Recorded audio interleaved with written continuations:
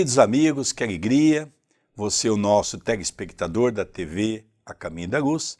Estamos iniciando o primeiro programa do estudo das obras Obreiros da Vida Eterna, pelas mãos abençoadas de Francisco Cândido Xavier, através do Espírito de André Luiz. Que alegria ter a sua audiência, que alegria estar junto com você para estudarmos como funciona uma cidade transitória no umbral grosso, e nós vamos ver também coisas maravilhosas para o nosso aprendizado.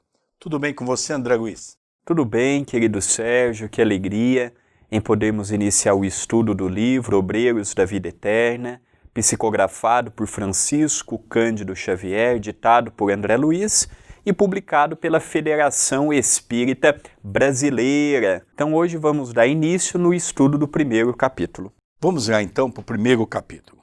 Convite ao bem.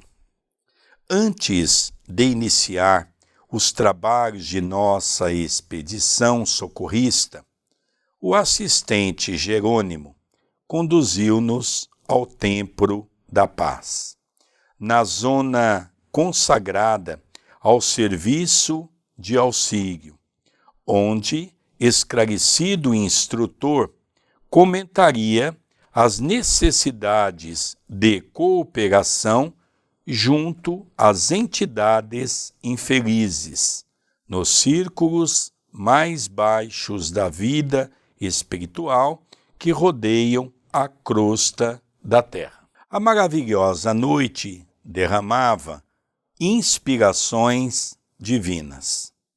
Ao longe, constelações faiscantes semelhavam-se a pérolas caprichosamente dispostas numa colcha de veludo imensamente azul. A paisagem lunar oferecia detalhes encantadores.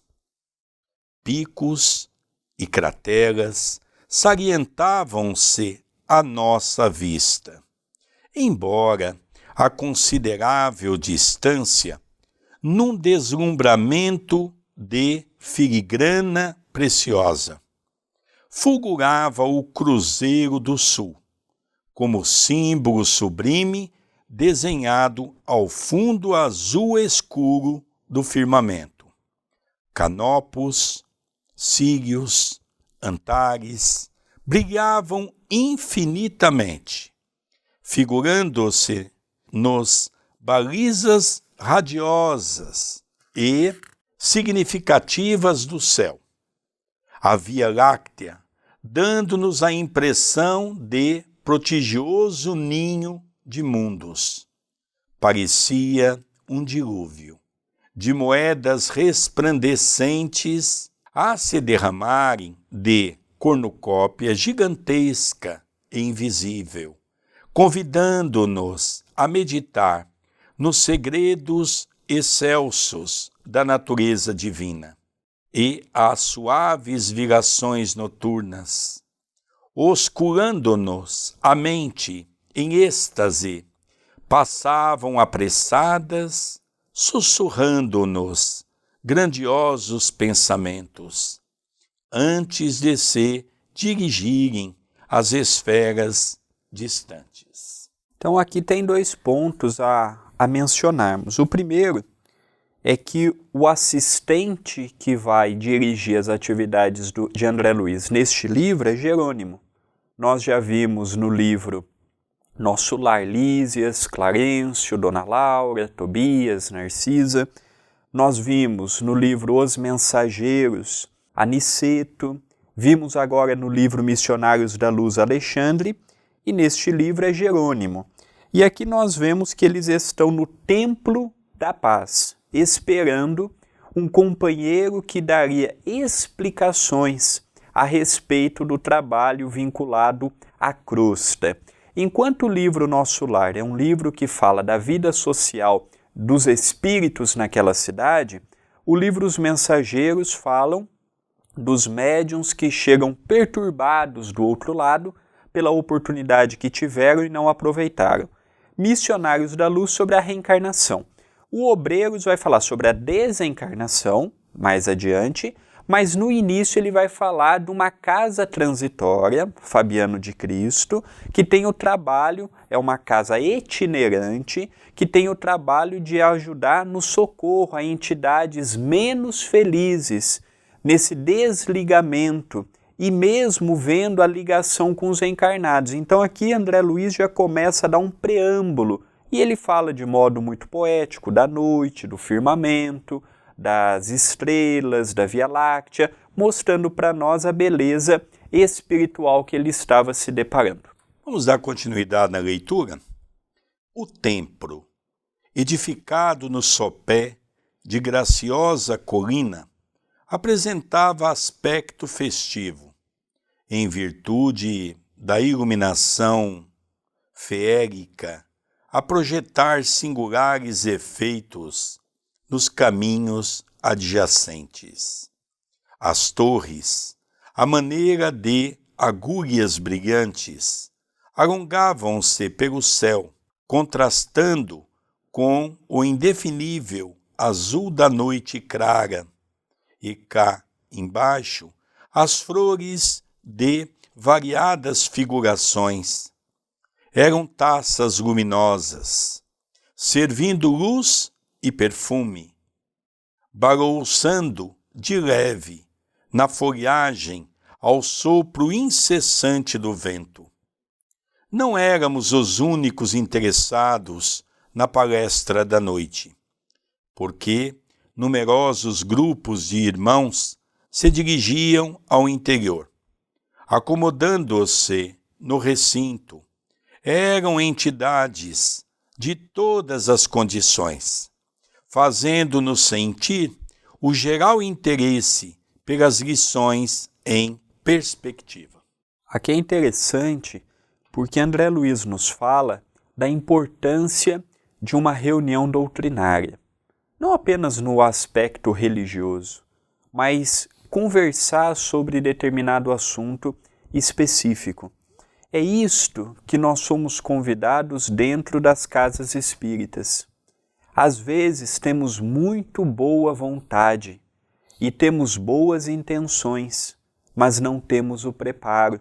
Então aqui nós vemos que no mundo espiritual eles dão muito valor a reuniões que possam edificar o conhecimento, solidificar o trabalho, levando conhecimento de causa aos companheiros, às companheiras que se prontificam no abençoado trabalho.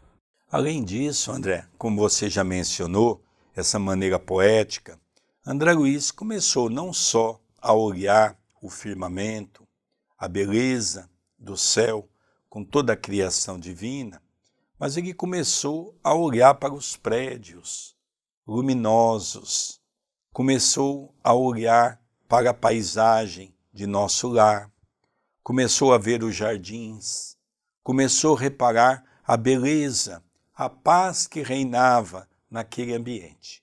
Vamos dar continuidade para nós percebermos o que aconteceu nesse lugar onde André Luiz foi para receber instrução das suas novas atividades que teria nos próximos 30 dias. Vamos acompanhar. Seguíamos o assistente Jerônimo, o padre Hipólito, a enfermeira Luciana e eu, constituindo pequena equipe de trabalho, incumbida de operar na crosta planetária durante 30 dias, aproximadamente, em caráter de auxílio e estudo, com vistas ao nosso desenvolvimento espiritual. Jerônimo, o orientador de nossas atividades, pela nobreza de sua posição, percebendo-me a curiosidade perante as movimentadas conversações em derredor, explicou gentil: muito justa a atenção acerca do assunto. Admito que a quase totalidade dos interessados e, estudiosos que afluem à casa integram comissões e agrupamentos de socorro nas regiões menos envolvidas. Olha que interessante. Esse livro ele vai se passar em 30 dias. É a experiência que André Luiz teve com a espiritualidade amiga. Então, eles eram em 4. Jerônimo, o dirigente deste pequeno agrupamento, o padre Hipólito, Luciana, que havia sido uma enfermeira, e André Luiz, que havia sido um médico. Então, até aqui, nós ainda não entramos na personalidade de Jerônimo. Tinha um religioso, que era um padre, e 2 pessoas ligadas à saúde, um médico e uma enfermeira. Então, nós vamos ver o trabalho que eles vão ter em socorro a nós, os encarnados. E daqui a pouco, nosso querido Sérgio vai ler a presença e a figura de Albano, que é quem vai comentar naquela exposição daquela noite, e nós vamos ver como nós, os encarnados, temos dificuldades de manter o pensamento elevado. Quando percebemos, quando vemos, já estamos caindo naquelas velhas imagens que nos acompanham há muito tempo, seja pela sexualidade, pela alimentação, pelos vícios. Então é um livro que fala diretamente para nós, os encarnados. É um livro que fala diretamente de algumas perturbações que presenciamos, vivenciamos e nem sempre notamos. Pô, André, esse templo que estava a receber naquele dia agendado, naquele horário programado, nós percebemos que uma pequena comitiva, que é a mesma comitiva que iria trabalhar junto por 30 dias. Então nós temos aqui Jerônimo, o chefe da comitiva, se assim podemos chamar, o dirigente, André Luiz, Luciana, uma enfermeira, e o padre Hipólito. E o interessante nós notarmos que André Luiz pensou que seria só os 4. Conforme ele vai entrando naquele templo, que iria recebê-los para algumas orientações, ele percebeu que muitas pessoas estavam entrando. E ele curiosamente pergunta, mas quem são essas pessoas?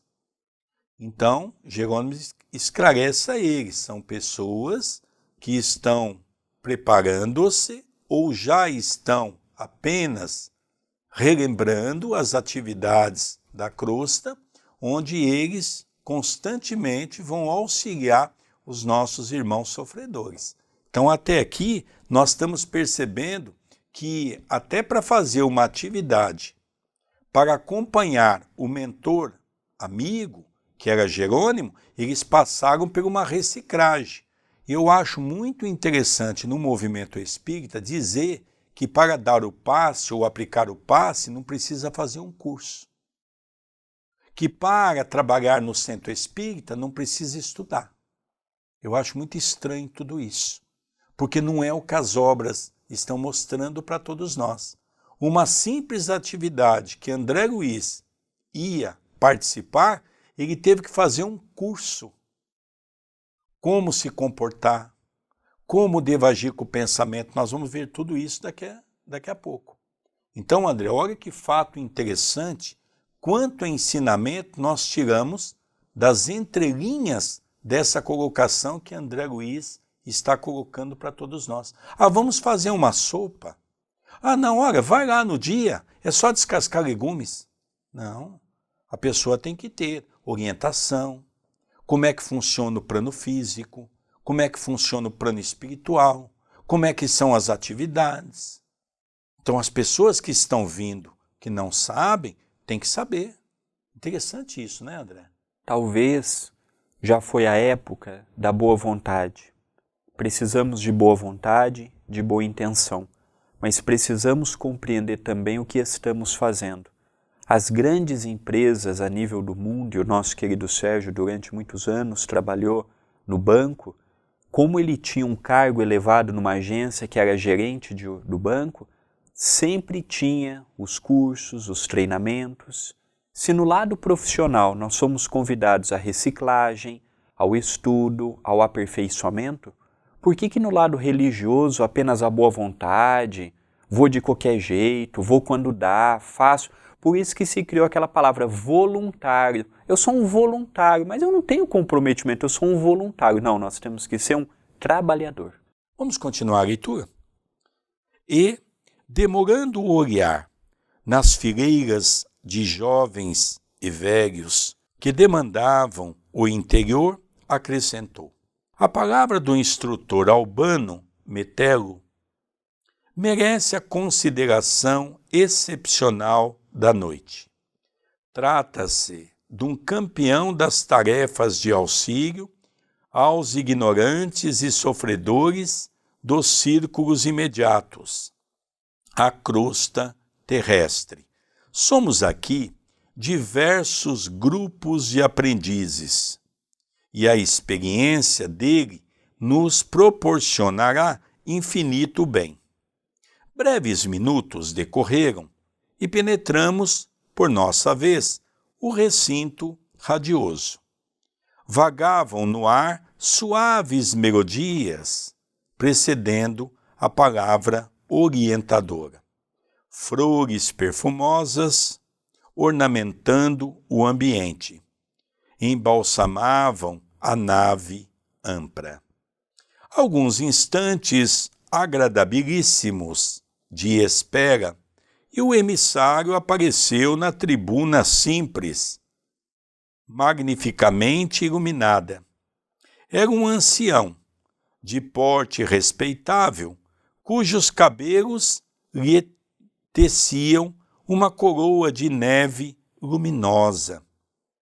De seus olhos calmos, esplendidamente lúcidos, irradiavam-se forças simpáticas que de súbito nos dominaram os corações. Depois de estender sobre nós a mão amiga, num gesto de quem abençoa, ouviu-se o coro do templo entoando o hino: Glória aos servos fiéis. Olha, agora nós vamos dar a continuidade, antes de falarmos daquilo que foi lido, porque agora tem um hino, que é como se fosse uma prece, não é? É um hino, uma música cantada pelos amigos que ali se encontram. Então nós vamos falar a letra dessa mensagem. Ó Senhor, abençoa os teus servos fiéis, mensageiros de tua paz, semeadores de tua esperança. Onde haja sombras de dor, acende-lhes a lâmpada da alegria. Onde domine o mal, ameaçando a obra do bem, abre-lhes a porta oculta de tua misericórdia. Onde surjam acúrios do ódio, auxilia-nos a cultivar as flores bem-aventuradas de teu sacrossanto amor. Senhor, são eles, teus heróis anônimos, que removem pântanos e espinheiros, cooperando em tua divina semeadura. Concede-lhes os júbilos interiores da claridade sagrada em que se banham as almas redimidas. Unge-lhes o coração com a harmonia celeste, que reservas ao ouvido santificado, descortina-lhes as visões gloriosas, que guardas para os olhos dos justos, condecora-lhes o peito com as estrelas da virtude leal, enche-lhes as mãos de dádivas benditas, para que repartem teu nome, a lei do bem, a luz da perfeição, o alimento do amor, a veste da sabedoria, a alegria da paz, a força da fé, o influxo da coragem, a graça da esperança, o remédio retificador. Ó Senhor, inspiração de nossas vidas, mestre de nossos corações, refúgio dos séculos terrestres, faze brilhar teus divinos lauréis e teus eternos dons na fronte lúcida dos bons, os teus servos fiéis. Olha que interessante, querido Sérgio. Vamos dividir em duas partes. A primeira foi o que você leu há pouco e agora esta oração em forma cantada, em forma de um hino. Nós vimos há pouco tempo atrás a questão dos centros espíritas no Brasil e mundo afora terem a necessidade de fecharem as suas portas, como os comércios, muitas empresas, muitas indústrias, por conta do vírus que tivemos. E às vezes nós precisamos passar por estes momentos para darmos valor no que temos.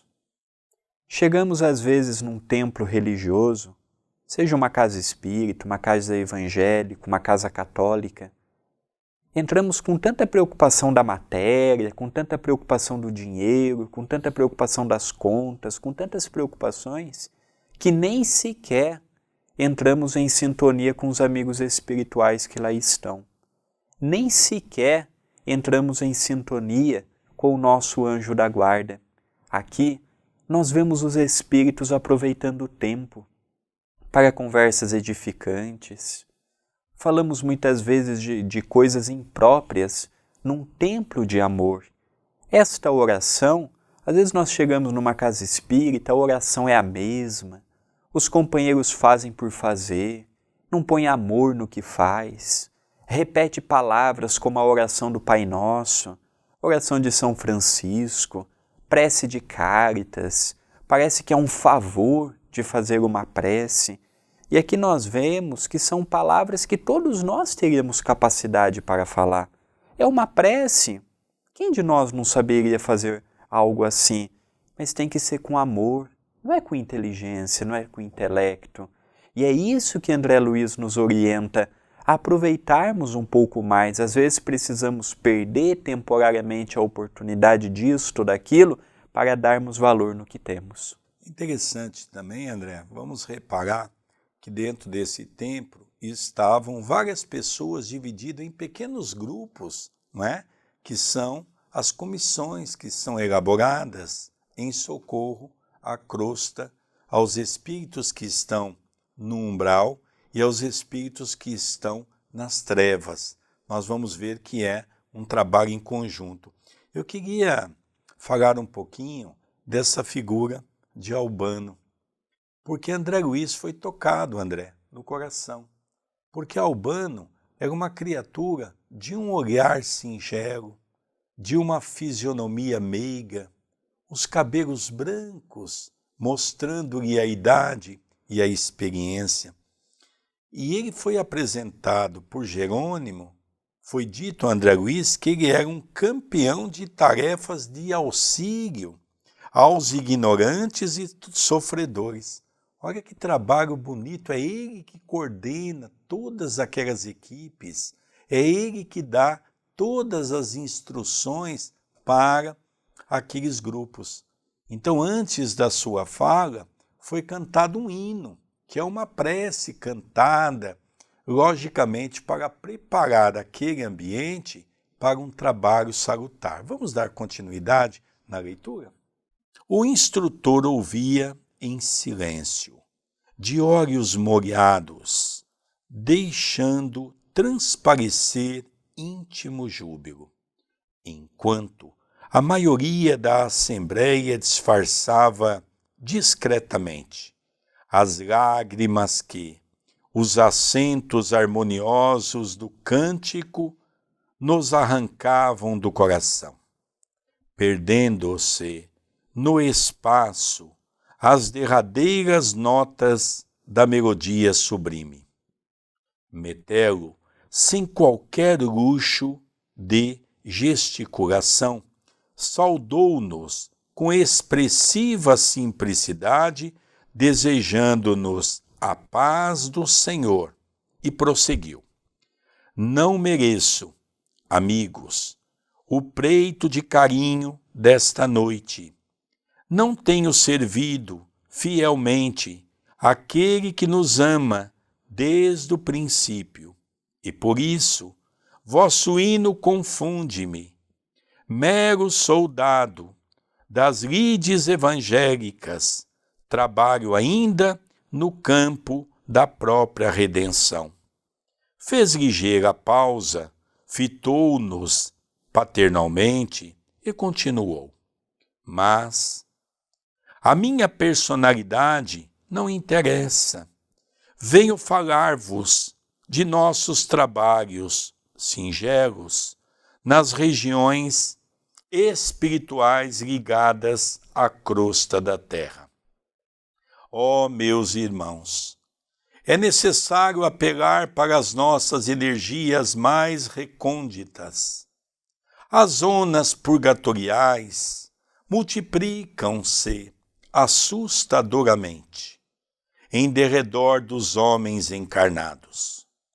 A distância dos teatros de angústia, vinculados às realizações edificantes de nossa colônia espiritual, preservando valiosas reservas da vida, infinita para essa mesma humanidade que se debate no sofrimento e nas trevas.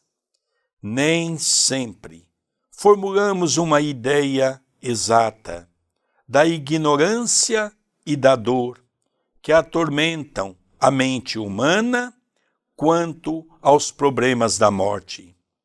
A felicidade faz que nasçam aqui as fontes inesgotáveis da esperança.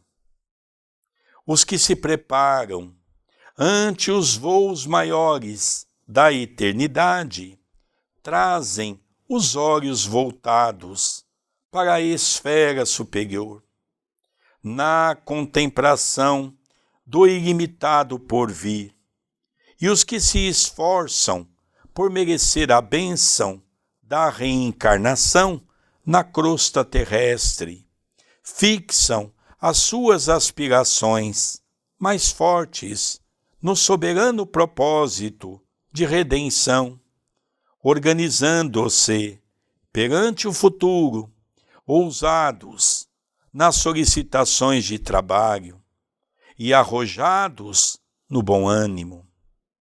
Todos os pormenores da vida nesta cidade falam alto de nossos objetivos de equilíbrio e elevação.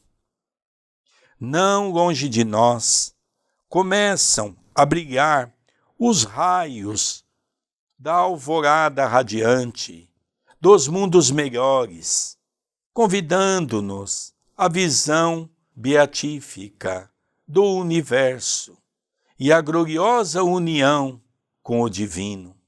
Mas o orador fez significativo intervalo, parecendo escutar vozes e chamamentos de paisagens distantes, e prosseguiu.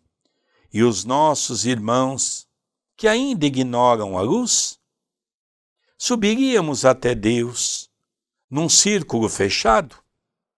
Como operar o ensugamento egoístico e partir a caminho do Pai amoroso e leal que acende o sol para os santos e os criminosos, para os justos e injustos? Então aqui nós vimos o início da preleção deste nosso companheiro, em que ele fala que as regiões, poderíamos dizer, acrescendo o seu número de espíritos em zona de perturbação próximo da Terra. Quando nós estamos num corpo físico, se não mantermos o pensamento elevado, se não mantermos a prece, se não mantermos a compreensão de que estamos aqui de passagem sem nos perturbarmos pelo que nos for emprestado, é muito difícil de mantermos este caminho ascensional rumo ao nosso próprio aperfeiçoamento. O mundo nos ilude muito, seja com a beleza física, seja com o poder temporal, seja com os empréstimos materiais que nos foram concedidos. Se não mantermos uma compreensão de que estamos de passagem e por isso mesmo temos que aproveitar cada dia, nós vemos que muitos bons companheiros e boas companheiras se perdem porque o mundo nos ilude. Aqui, André, nós podemos elencar 2 pontos que julgamos importantes. Primeiro, a simplicidade de Albano. É uma simplicidade tão grande que ele se manifesta. Eu não sou merecedor desse cântico, desse louvor, dessas palavras que foram ministradas sobre a minha pessoa. Ainda sou imperfeito, ainda estou lutando contra as minhas mazelas. Mas nós não viemos aqui para falar de mim, disse ele. Eu vou contar um pouco das minhas atividades, das minhas experiências, no que tange o socorro àqueles que retornam para a pátria espiritual, trazendo no seu íntimo as suas imperfeições, os seus vícios, as suas mazelas e os seus problemas. Nós vamos dar continuidade, porque ele vai falando para todos nós e discorrendo esse momento importante da sua fala, que é uma orientação de como as pessoas têm que se conduzir naquelas atividades que estão sendo preparadas. Vamos dar continuidade na leitura? Metelo mostrou uma chama de zelo sagrado nos olhos, percussientes, e exclamou, depois de curta reflexão. Nós, que procuramos a santidade e a justiça, alcançaríamos, acaso, semelhante orientação, se outras fossem as circunstâncias que nos regeram até aqui? Construtores de nossos próprios destinos, por delegação natural do Criador, onde permaneceríamos agora sem os favores da oportunidade e o obséquio da proteção de benfeitores desvelados? Indubitavelmente, os ensejos de elevação felicitam todas as criaturas. No entanto, é imprescindível ponderar que a bênção da fonte pode converter-se em venenosa água estagnada. Se a trancamos num poço incomunicável, e as dádivas recebidas por nós são inúmeras, e os dons que nos foram distribuídos, imensos, seria completo o nosso regozijo, havendo lágrimas atrás de nossos passos, como entoar hinos de hosana, a felicidade sobre o coro dos soluços? Nobilíssimo todo impulso de atingir o cume, entretanto, que veremos após a ascensão? Entre os júbilos de alguns, identificaríamos a ruína e a miséria de multidões incalculáveis. Aqui ele também nos alerta de que não adianta eu ter oportunidades espirituais se eu não sei as utilizar. Aqui ele está nos dizendo que o conhecimento não pode ser guardado apenas para uma pessoa, para uma coletividade, para um grupo. É como ele diz, do que adianta eu ter uma água limpa fechada num reduto de um poço? A água poderia estar sendo distribuída, levando o auxílio dos seus fragmentos para aqueles que têm a sede. Então é uma orientação para nós. Às vezes permitimos que o egoísmo, eu sei, eu conheço, e se eu sei eu vou guardar para mim. Às vezes temos aquela ideia, não, o que nós sabemos, podemos também ensinar os outros para que aprendam com o nosso benefício. É interessante, né, que ele faz de uma forma poética, né? Vamos ver então mais uma parte da continuidade da sua fala para irmos para o final desse programa. Relembrando que o primeiro capítulo será dividido em 2 programas. Nós estamos encerrando o primeiro programa. Vamos ler mais um pouco. Nesse momento, envolvido nas vibrações de profundo interesse dos ouvintes, imprimiu novo acento ao verbo luminoso e tornou com indefinível melancolia. Também eu tive noutro tempo a obcecação de buscar apressado a montanha. A luz de cima fascinava-me e rompi todos os laços que me retinham embaixo, encetando dificilmente a jornada. A princípio, ferir-me nos espinhos pontiagudos da senda. Experimentei atrozes desenganos. Consegui, porém, vencer os óbices imediatos e ganhei, jubiloso, pequenina eminência. Voltando-me, todavia, espantou-me a visão terrífica do vale. O sofrimento e a ignorância dominavam em plena treva. Desencarnados e encarnados lutavam uns contra os outros em combates gigantescos, disputando gratificações dos sentidos animalizados. O ódio criava moléstias repugnantes. O egoísmo abafava impulsos nobres. A vaidade operava horrenda cegueira. Cheguei a sentir-me feliz diante da posição que me distanciava de tamanhas angústias.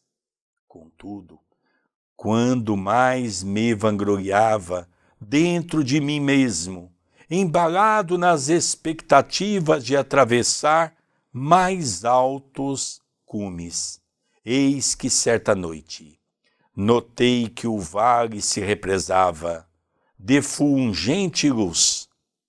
Que sol misericordioso visitava o antro sombrio da dor? Seres angélicos desciam, céleres, de radiosos pináculos, acorrendo às zonas mais baixas, obedecendo ao poder de atração da claridade bendita. Que acontecera? Perguntei ousadamente, interpelando um dos áuricos celestiais. O Senhor Jesus visita hoje os que erram nas trevas do mundo, libertando consciências escravizadas. Nem mais uma palavra. O mensageiro do plano divino não podia conceder-me mais tempo. Urgia descer para colaborar com o Mestre do amor, diminuindo os desastres das quedas morais, amenizando padecimentos, pensando feridas, secando lágrimas, atenuando o mal e, sobretudo, abrindo horizontes novos à ciência e à religião, de modo a desfazer a multimilenária noite da ignorância. Novamente sozinho, na peregrinação para o alto, reconsiderei a atitude que me fizera impaciente. Em verdade, para onde marchava meu espírito, despreocupado da imensa família humana, junto da qual auriga minhas mais ricas aquisições para a vida imortal? Por que enojar-me ante o vale, se o próprio Jesus, que me centralizava as aspirações, trabalhava solícito para que a luz de cima penetrasse as entranhas da terra? Não. Praticava eu o crime execrável da usura, olvidando aqueles entre os quais adquirira o roteiro destinado à minha própria ascensão? Como subir sozinho, organizando um céu exclusivo para minha alma? Lastimavelmente, abstraído dos valores da cooperação, que o mundo me prodigalizava com generosidade e abundância? Então aqui nós vimos este comentário muito bonito do Espírito, em que ele nos alerta de que ele também passou por aquele vale, não na condição de um instrutor que ele era hoje. Ele passou por aquele vale na condição também de um espírito perturbado, de um espírito que chegou na região espiritual sem preparo, sem domínio, sem compreensão do que fizera e do que fazia lá. Nós vamos dar continuidade nesse capítulo maravilhoso, né? Porque serão 2 programas e nós vamos encerrando o primeiro programa, relembrando que a grande satisfação dele é quando ainda estava aqui na crosta e percebeu que ele já estava deixando de lado o orgulho, o egoísmo e já estava começando a pensar diferente. Queridos amigos, nós vamos encerrando esse programa, que é Estudando as Obras de André Luiz, e nós estamos estudando o livro Obreiros da Vida Eterna. Um beijo no seu coração e até o próximo programa. Até o nosso próximo programa.